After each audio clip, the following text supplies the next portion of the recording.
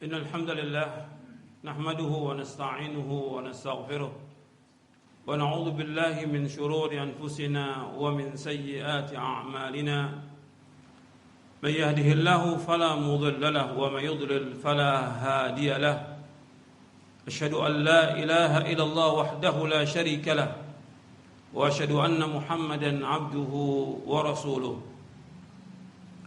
يا أيها الذين آمنوا اتقوا الله حق تقاته ولا تموتن إلا وأنتم مسلمون يا أيها الناس اتقوا ربكم الذي خلقكم من نفس واحدة وخلق منها زوجها وبث منهما رجالا كثيرا ونساء واتقوا الله الذي تساءلون به والأرحم إن الله كان عليكم رقيبا يا أيها الذين آمنوا اتقوا الله وقولوا قولا سديدا يصلح لكم أعمالكم ويغفر لكم ذنوبكم ومن يطع الله ورسوله فقد فاز فوزا عظيما أما بعد فإن أصدق الحديث كتاب الله وخير الهدي هدي محمد صلى الله عليه وعلى آله وسلم وشر الأمور محدثاتها وكل محدثة بدعة وكل بدعة ضلالة وكل ضلالة في النار. Ma'asyiral muslimin rahimakumullah, kepada jamaah Jumat yang mudah-mudahan dirahmati oleh Allah Ta'ala. Prinsip yang penting dalam kita beragama itu banyak sekali yang harus kita ketahui, kita pelajari, kita yakini, kita amalkan. Di antara prinsip agama Islam yang wajib kita yakini yaitu bahwa agama Islam ini satu-satunya agama yang hak, agama yang benar, agama yang diridhoi oleh Allah. Selain Islam enggak akan diterima oleh Allah Taala. Allah berfirman dalam surah Ali Imran, "Inna dina indallahil Islam." Sesungguhnya agama yang diridhoi si Allah agama Islam. Kemudian juga Allah berfirman dalam surah yang sama, surah Al-Imran ayat 85, "Wa may yabtaghi ghairal islami dinan falan yuqbala min wa huwa fil akhirati minal khasirin." Barang siapa mencari agama selain Islam, tidak akan diterima oleh Allah dan dia termasuk orang yang merugi. Penjelasan tentang ini harus sering diulang. Allah berfirman dalam Al-Qur'an bahwa orang Yahudi, orang Nasrani tidak pernah berhenti untuk memurtadkan umat Islam. Jadi kita harus yakin dulu bahwa agama yang benar agama Islam. Selain Islam tidak akan diterima oleh Allah.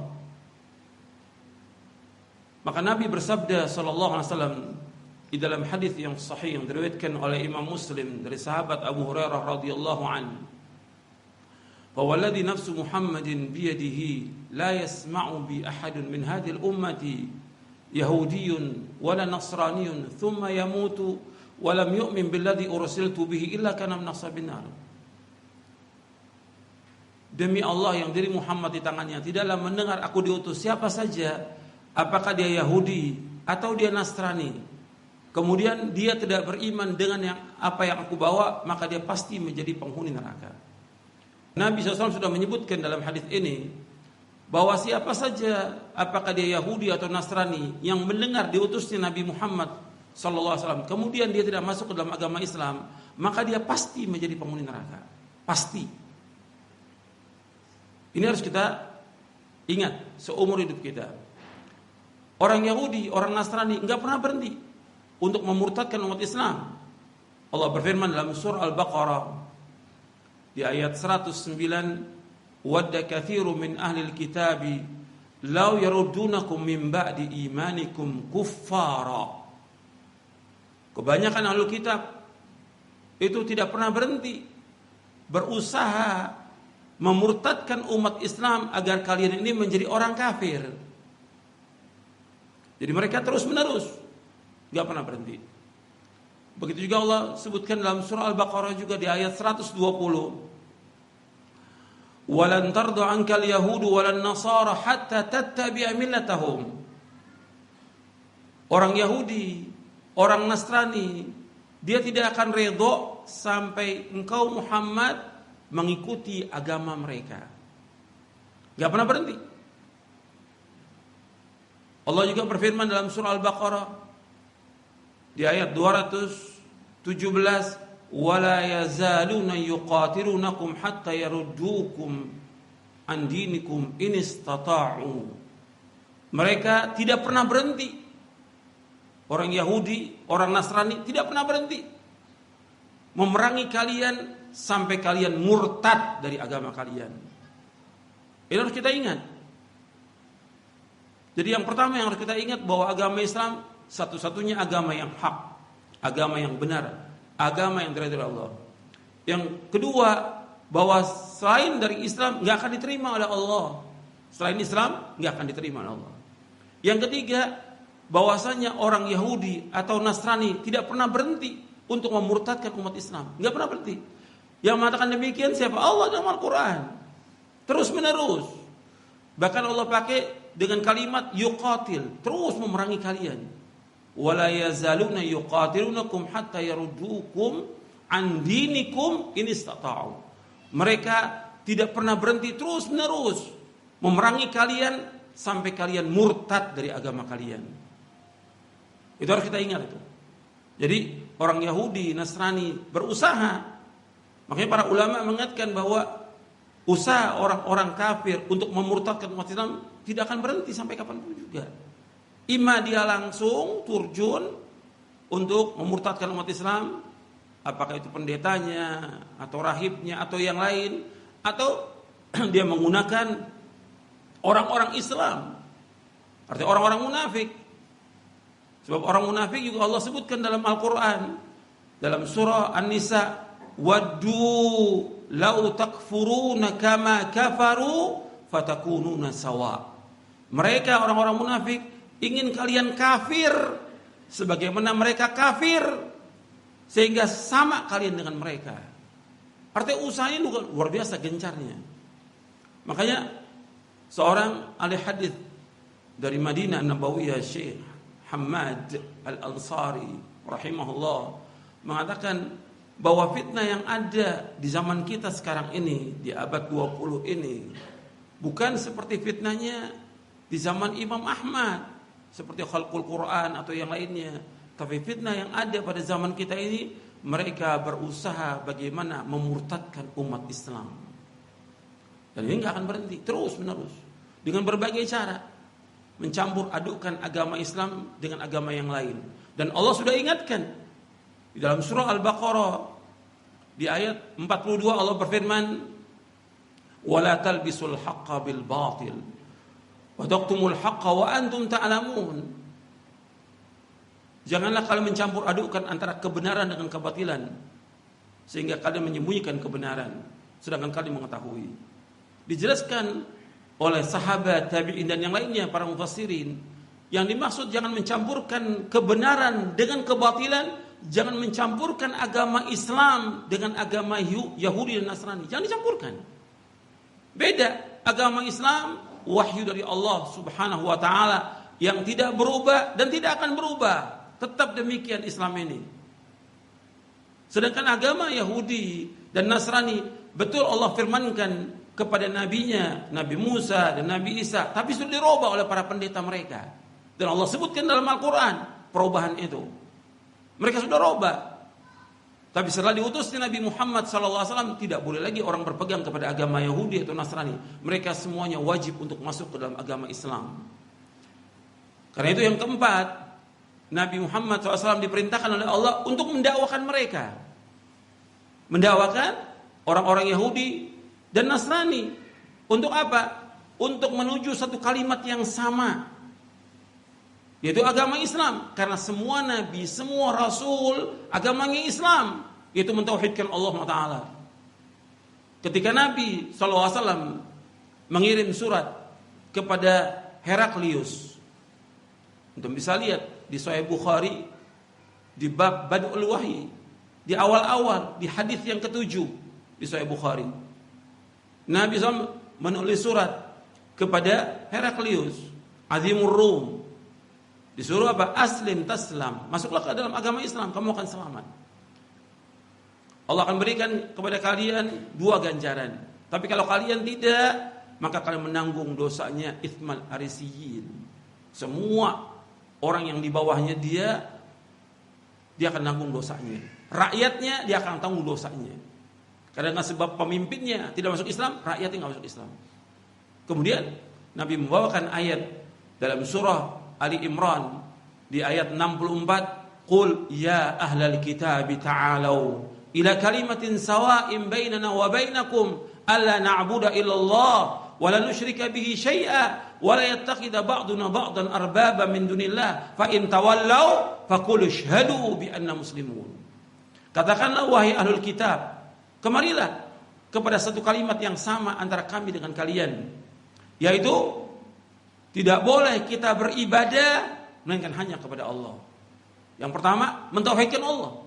Kalimat yang sama yang seluruh nabi, seluruh rasul mendakwakan bagaimana umat ini beribadah hanya kepada Allah.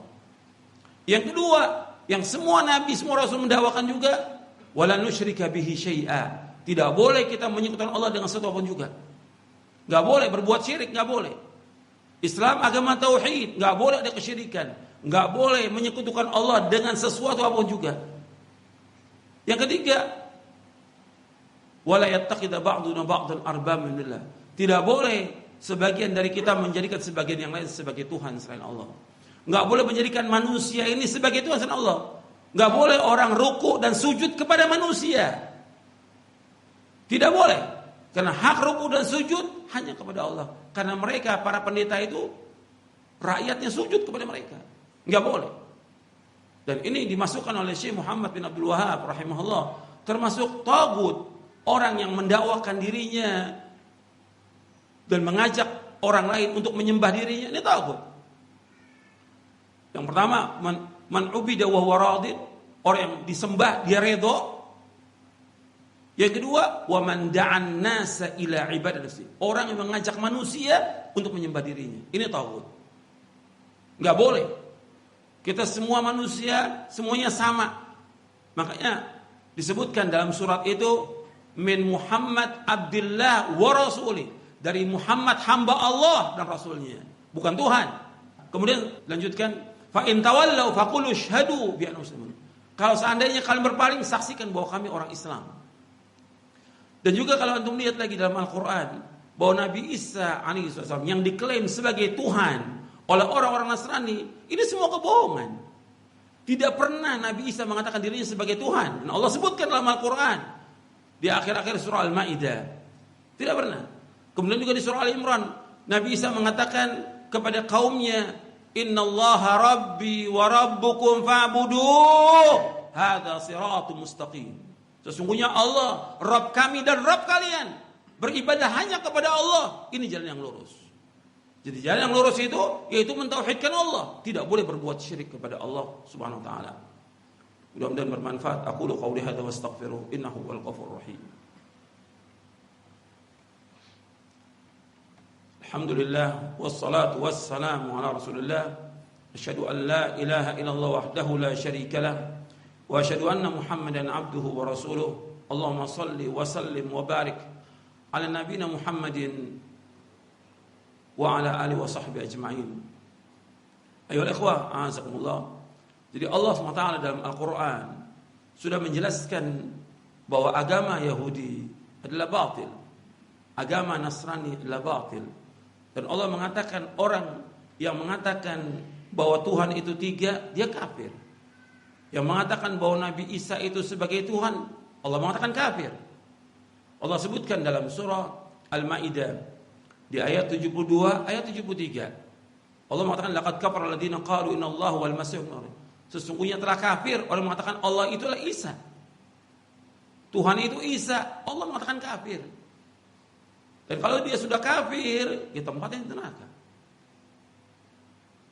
Begitu juga Allah mengatakan di ayat 73-nya, laqad kafara alladziina qalu innallaha tsalitsu tsalatsa. Sungguh telah kafir orang mengatakan Allah itu tiga, Trinitas.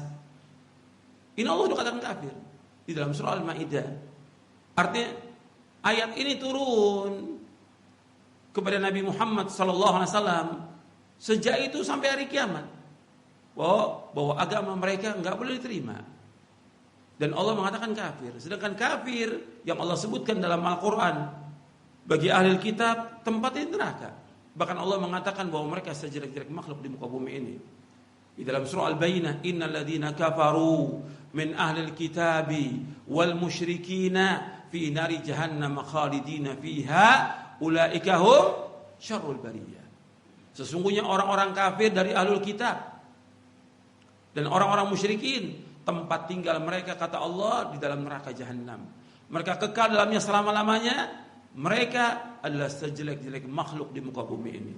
Ini firman Allah yang wajib kita imani, kita wajib yakini.